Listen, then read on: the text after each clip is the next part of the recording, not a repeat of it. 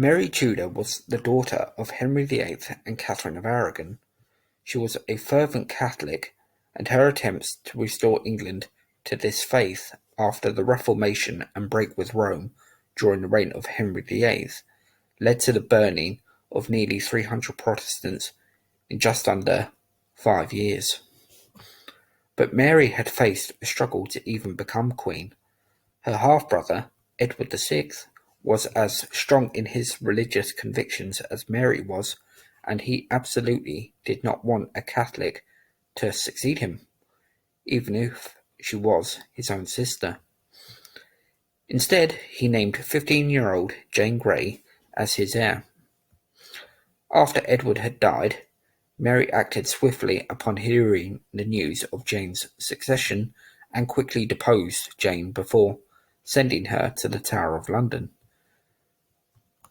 Jane, though, was merely a pawn in her family's, and in particular her father-in-law's, bid for power, and Mary knew this, and so she stayed herself from executing the poor girl until the Wyatt Rebellion forced her hand. Jane was beheaded along with her husband, Guilford Dudley. She was just 16 years old, and Guilford just 19. Mary, though, had another dilemma. This time it came from her sister, the Princess Elizabeth. With Mary, a committed Catholic, and her half-sister Elizabeth, a Protestant, the latter remained a potential figure for Protestant rebels to back in order to depose Mary. The Wyatt Rebellion did nothing to ease Mary's paranoia, and Elizabeth spent much of the reign locked away in the Tower of London. As Mary's reign went on, it gradually became more and more pitiable and pathetic.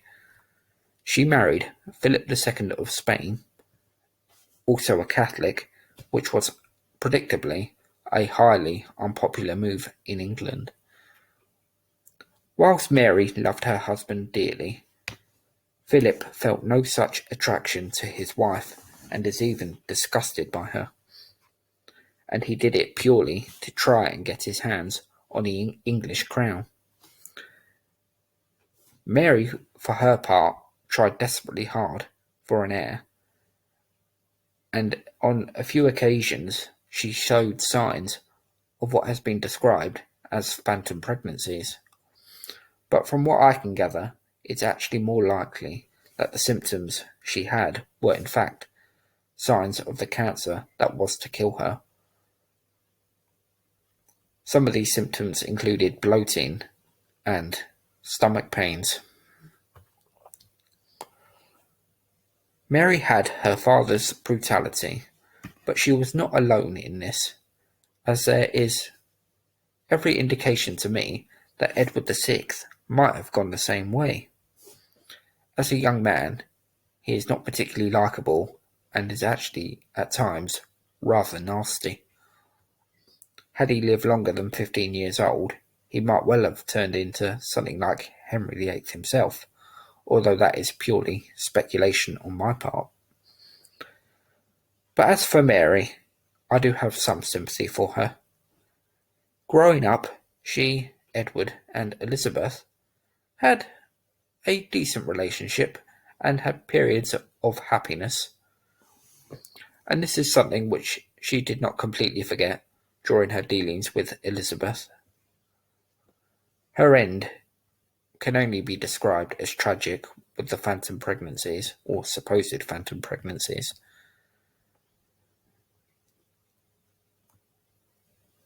But her reign has to be described as a total disaster, simply because of her religious persecutions. Mary showed little or no moderation,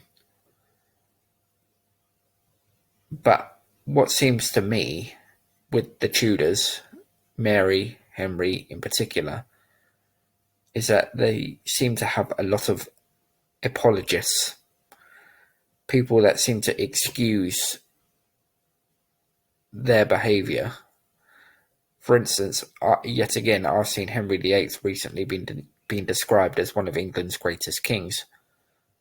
I think that's the second time I've seen that in the last few weeks, and he just isn't. The man, unfortunately, was a monster.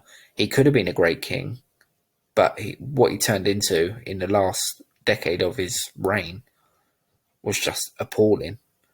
As for Mary, 300 Protestants burned at the stake in under 5 years. It's not a good track record.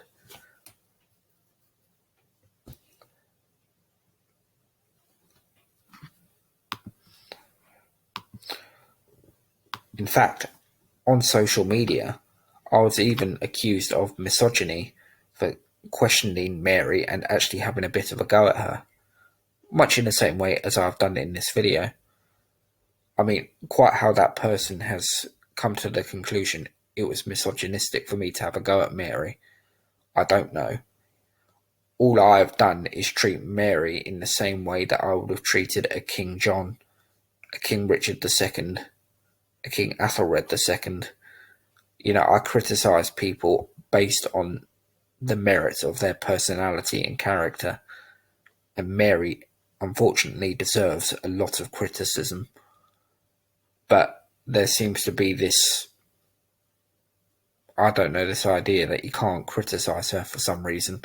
Whether it's because she's a Tudor or whether it's because she's a woman, I don't know.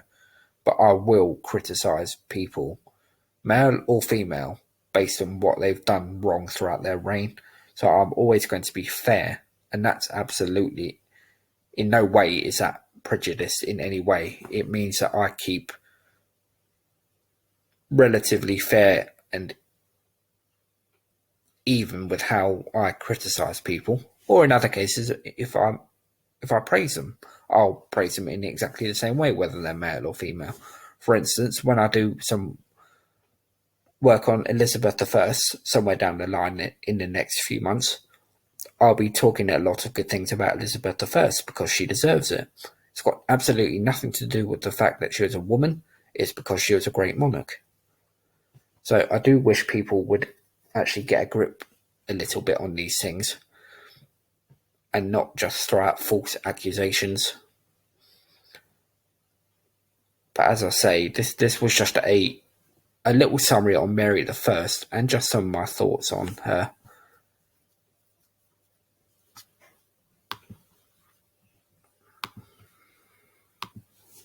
Ultimately, she is part of the most famous and popular dynasty in English history, so perhaps that influences people's attitudes towards her a little bit. It's a bit like Richard III, they're almost untouchable in the eyes of some people. But just to completely summarise, Mary was a bad queen, but she is not somebody that is completely beyond the pale in how she reigned. There was reasons and circumstances that led to her reign going the way it did.